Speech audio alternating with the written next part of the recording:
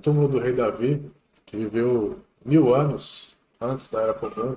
Então a gente está falando de 3000 anos. Está lá a Torre de Davi em Jerusalém, está lá o túmulo do rei Davi, né?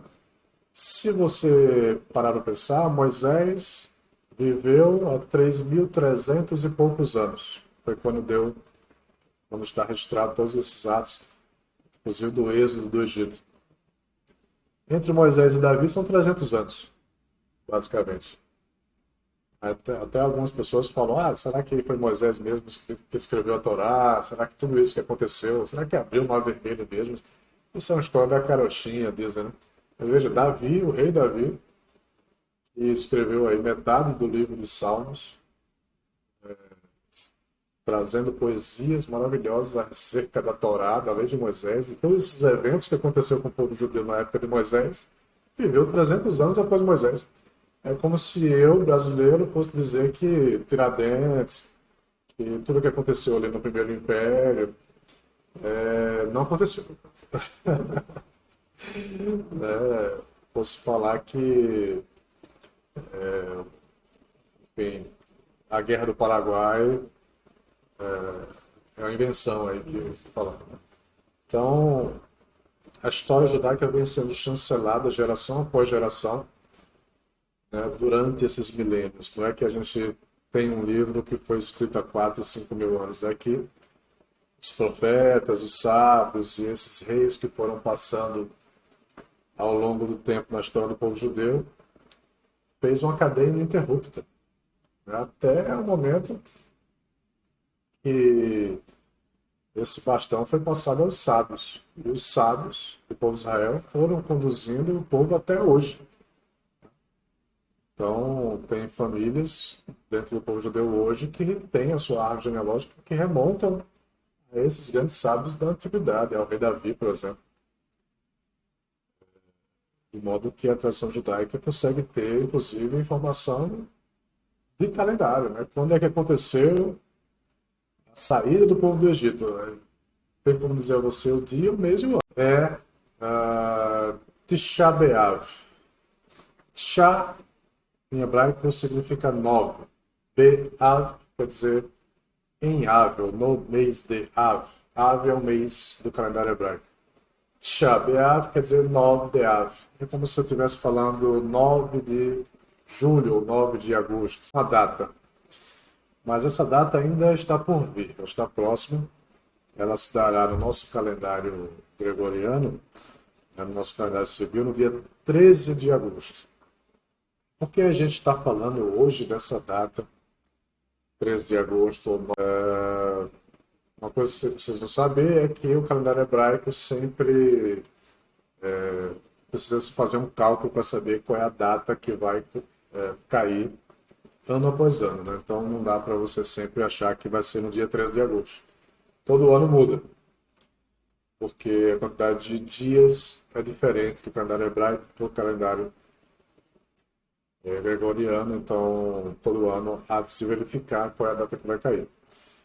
Mas por que a gente está falando de Shabeat? Shabeat é uma data muito importante no calendário judaico, porque ela é uma data, talvez a data mais triste do calendário judaico. E essa tristeza começa 3 semanas antes. Ela começa no dia 17 do mês de Tammuz, que se deu no dia 23 de julho passado. No dia 25, então na terça-feira. Na noite da segunda para terça-feira, especificamente na terça-feira, dia 23 de julho, foi o dia 17 de Tammuz. O dia 17 de Tammuz foi o começo dessas 3 semanas que antecedem o dia 9 de Av. E ele é um dia de jejum, né? Então todos os judeus no mundo inteiro jejuam desde o amanhecer até o anoitecer. Esse jejum é um jejum completo, tanto de alimentos como de água, líquido, qualquer outra coisa. Marca um evento catastrófico na história do povo judeu, que foi o rompimento das muralhas de Jerusalém há quase 2000 anos atrás, no ano 70 da Era Comum, pelos romanos no cerco que fizeram a Jerusalém através do general romano Tito, a mando do seu pai, o imperador Vespasiano. Então, naquele ano 70, Israel empreendeu uma revolta contra a opressão romana e houve uma decisão militar romana de empreender um cerco definitivo, invadir e destruir a cidade de Jerusalém, que culminaria no dia 9 de Aviv com a destruição do próprio templo do rei Salomão. Então, no dia 17 de Tammuz, ao rompimento, o cerco já vinha se perdurando, mas depois de muita batalha, houve o rompimento das muralhas de Jerusalém, o que significaria que, num curto espaço de tempo, a cidade de Jerusalém seria tomada. A sua proteção máxima, que é a muralha, havia sido rompida. Então, foram dias bem tenebrosos, catastróficos para aquela geração e para a continuidade inteira do povo judeu. Nesse dia, além de jejum, tristeza, é como se fosse um semi-luto. As pessoas encaram o dia 17 de Tammuz como um luto. As leis de luto vigoram. Tá? Então, as coisas não são coincidências. No dia 17 de Tammuz também aconteceu aquele evento em que Moisés, após retornar do cume do Monte Sinai, presencia uma massa de pessoas que haviam acabado de sair do Egito, adorando um bezerro de ouro.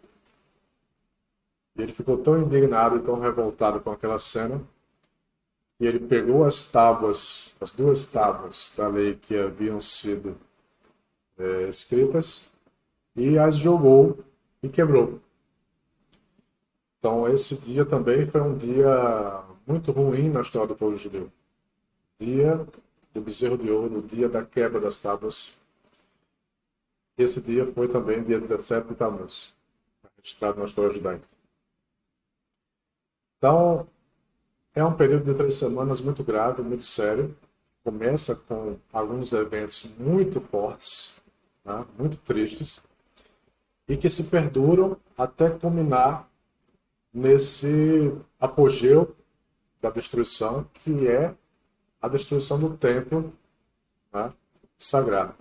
Mas essa destruição do templo sagrado que aconteceu na época dos romanos, a gente tem que lembrar que já era o segundo templo, já era o templo reconstruído. O primeiro templo, que foi realmente o templo de Salomão, já havia sido destruído na época dos babilônios. E ele também foi destruído no dia 9 de Aviv, durante esse período das 3 semanas. Então você veja que não há realmente coincidências na história do povo de Israel. Os 2 templos, construídos obviamente no mesmo lugar, foram destruídos na mesma data, 9 de Aviv. Foram o túmulo do rei Davi, que viveu 1000 anos antes da Era Comum. Então a gente está falando de 3000 anos. Está lá a Torre de Davi em Jerusalém, está lá o túmulo do rei Davi. Né? Se você parar para pensar, Moisés viveu há 3.300 e poucos anos. Foi quando está registrado todos esses atos, inclusive do êxodo do Egito. Entre Moisés e Davi são 300 anos, basicamente. Até algumas pessoas falam, será que foi Moisés mesmo que escreveu a Torá? Será que tudo isso que aconteceu? Será que abriu o Mar Vermelho mesmo? Isso é uma história da carochinha, dizem, né? Veja, Davi, o rei Davi, que escreveu aí metade do livro de Salmos, trazendo poesias maravilhosas acerca da Torá, da lei de Moisés, e todos esses eventos que aconteceram com o povo judeu na época de Moisés, viveu 300 anos após Moisés. É como se eu, brasileiro, fosse dizer que Tiradentes, que tudo que aconteceu ali no Primeiro Império, não aconteceu. Posso falar que enfim, a Guerra do Paraguai é uma invenção aí que se fala. Né? Então, a história judaica vem sendo chancelada geração após geração, né, durante esses milênios. Não é que a gente tem um livro que foi escrito há 4, 5 mil anos. É que os profetas, os sábios e esses reis que foram passando ao longo do tempo na história do povo judeu fez uma cadeia ininterrupta, né, até o momento que esse bastão foi passado aos sábios. E os sábios do povo de Israel foram conduzindo o povo até hoje. Então, tem famílias dentro do povo judeu hoje que têm a sua árvore genealógica que remontam a esses grandes sábios da antiguidade, ao rei Davi, por exemplo. De modo que a tradição judaica consegue ter, inclusive, informação de calendário, né? Quando é que aconteceu a saída do povo do Egito? Né? Tem como dizer a você o dia, o mês e o ano. Tá? Acho que o povo que consegue dizer isso dos eventos que acontecem em sua religião. É porque não é somente a religião, né, David? É o povo, é a história do povo. Então, um povo que não sabe a sua história, ele se perde ao longo do tempo. Você pode ver que os egípcios, os romanos, né, os babilônios e tantos outros perderam-se ao longo do tempo. Quando você vai hoje conhecer um romano italiano, não é aquele mesmo romano da antiguidade. Ele está transitando na mesma cidade, no mesmo ambiente. Não tem nada a ver, não é uma herança direta. Tá? Ele não comunga da tradição, não comunga da religião que os romanos tinham. Tá? É como se fosse outra civilização, praticamente.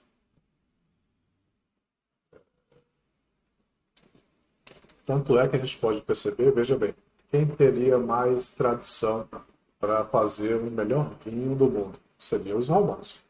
Porque na antiga Roma já produziam vinho de excelência. Mas os vinhos italianos não conseguem ser melhor do que os vinhos franceses. E detalhe, a Gália, que era a região antiga da França, foi conquistada por Júlio César, pelos romanos. Júlio César invadiu militarmente, tomou a Gália, e hoje os franceses, que foram conquistados pelos romanos, fazem um melhor vinho do que os próprios romanos. Os franceses foram os grandes responsáveis por guardar a tradição de escritos, documentos, filosofia, o direito romano. Não foram os italianos. Os estudos mais avançados e que conseguiram salvaguardar a cultura greco-romana não foi nem Grécia, nem Itália, nem Roma, foram os franceses. O povo que foi conquistado pelos romanos. Então, a história é muito curiosa.